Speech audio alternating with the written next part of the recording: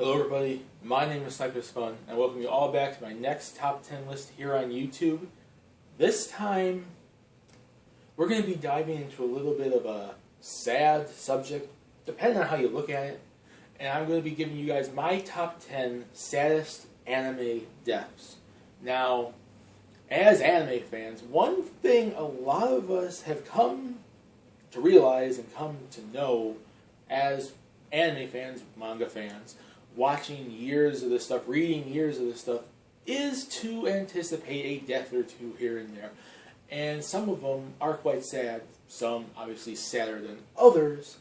And I wanted to give you guys all my thoughts on which deaths I actually consider the saddest anime/manga deaths, you know, in my mind, in my opinion, like on that subject. Now, before we get started, I wanted to mention this quickly because I mentioned this in the 2D favorite Disney animated movies, and I want to mention it here. After the whole, what I did with my top 10 video game ideas I'd like to see made thing, which turned into a long video, and I did separate parts, and it was 3 of them, and it went on forever. I have made up my mind when it comes to me doing my top 10 lists or any videos in general, but my top 10 lists especially in general, because I come to realize that I usually go on and ramble on a bit every now and then, and that's the reason why a lot of my top 10 lists are pretty long. From now on, when I do my top 10 lists, either they're going to be more to the point and shorter, or if they are longer, I will split them up into at least 2 parts. So I want to let you guys know that now, so you don't have to be watching 30, 40-minute videos. Now, I do intend in the 20-minute range to be a decent time, now, but I'm going to try to stay as far away as possible from 30 minutes or beyond. And if I do end up getting into those territories, I will split them off into parts. Just want to let you guys know that. Now, let's get this started so this movie can get on rolling and you can learn about some really sad anime deaths. And before we get started, an obvious point I wanted to mention, warning, spoilers. So let's get started with number 10 on the top 10, my top 10 saddest anime deaths.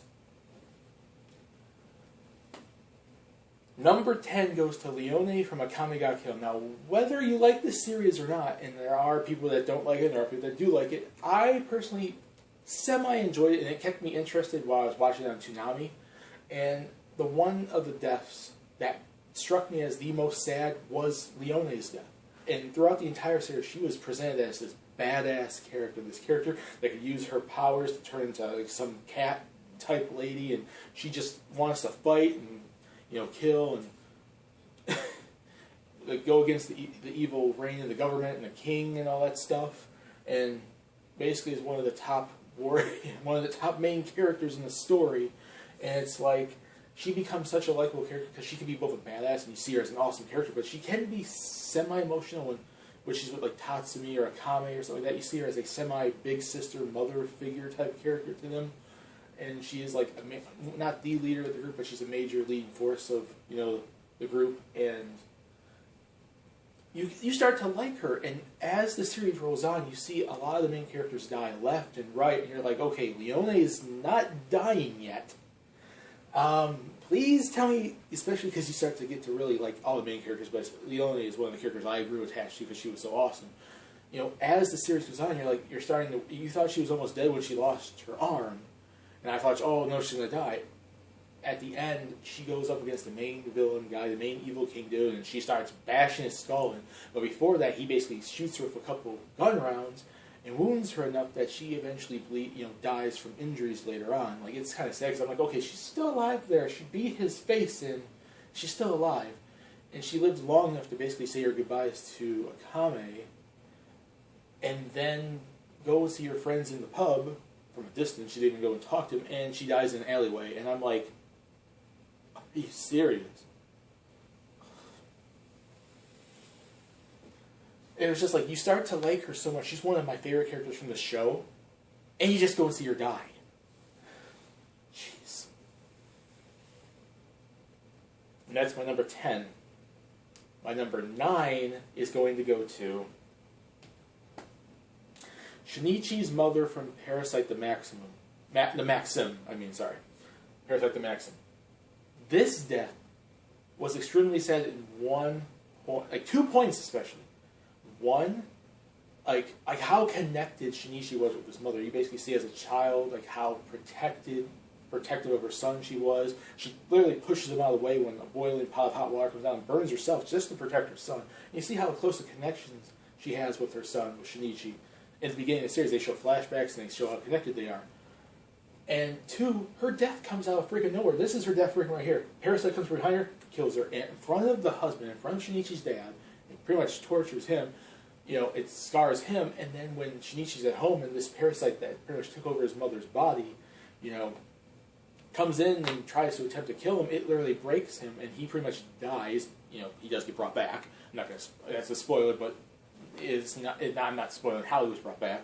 You know, kills him in front of his mind, and in order to get over, you know, her death, he has to, you know, kill her body, which is not really her anymore. It's just like the sad connection between a mother and a son, and like he has to remember her for what she was, and then like kind of like move on to what happened to her and how connected they were. It kind of makes it hard, and you basically see at first like he's not all that emotional to it because that's when he starts becoming a parasite himself.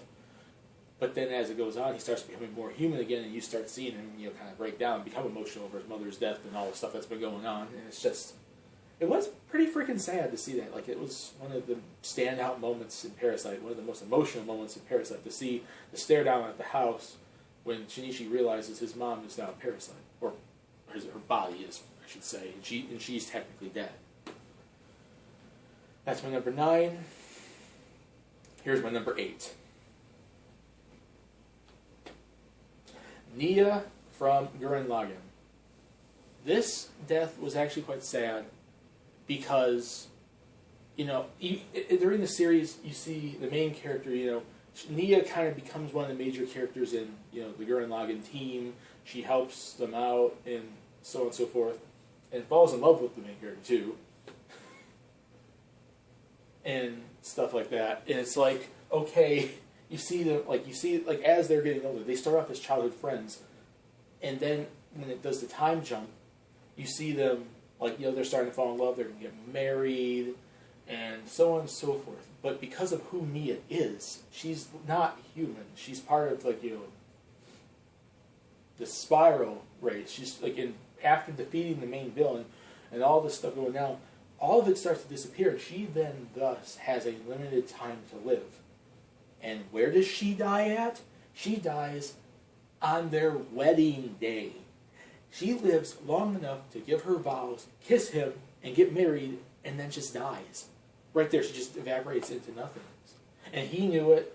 He was, you know, moving on. Like, he already lost, like, his older brother, friend, you know, Kamina, and now he loses what basically is one of his other childhood friends, his, you know, girlfriend/wife. And it's like, the ending of that series, as awesome as it was, the ending, like, you know, there were emotional points in there, especially the character deaths. A lot of the character deaths in Gurren Lagann were sad, but in my opinion, the saddest death was Nia's because it was built up so well, because you got to know her the most throughout the series, because she was there for the majority of the series, and that's the reason why I picked her death as my Gurren Lagann death for this list.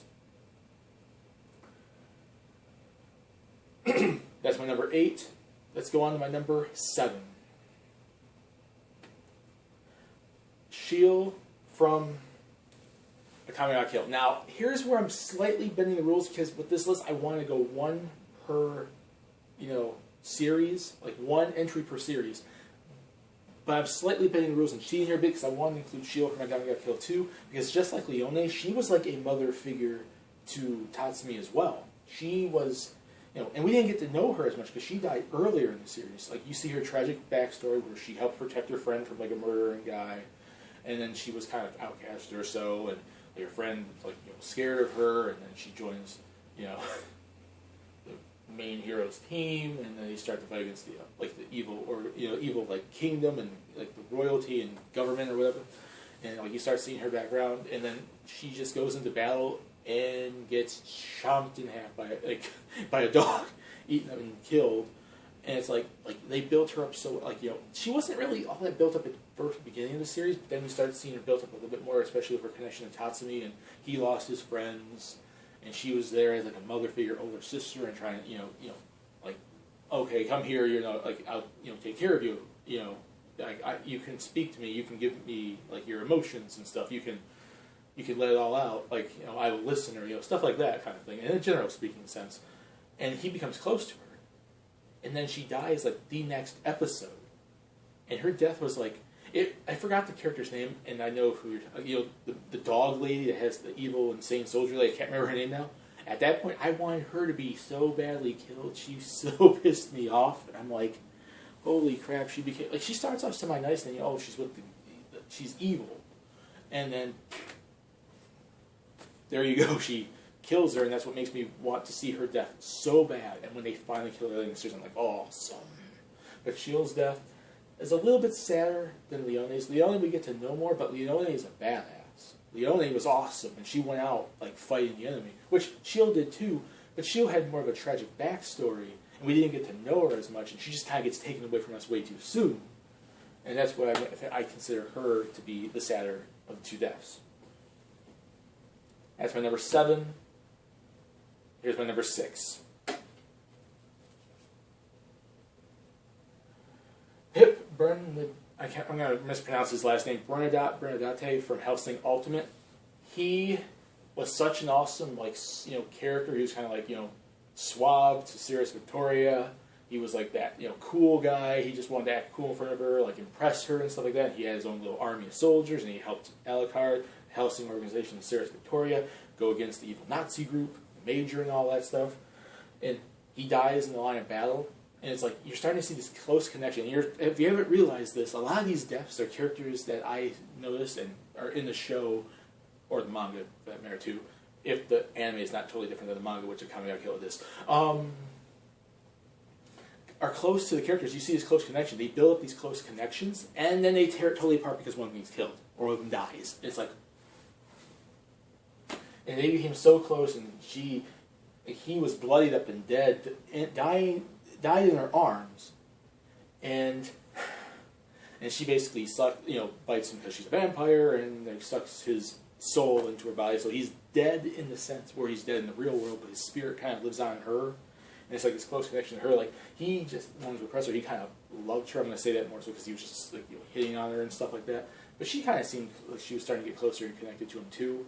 And it's just kind of sad to see when he died because of how close they kind of got together and how much of a character he was built up in his backstory and everything prior to his death.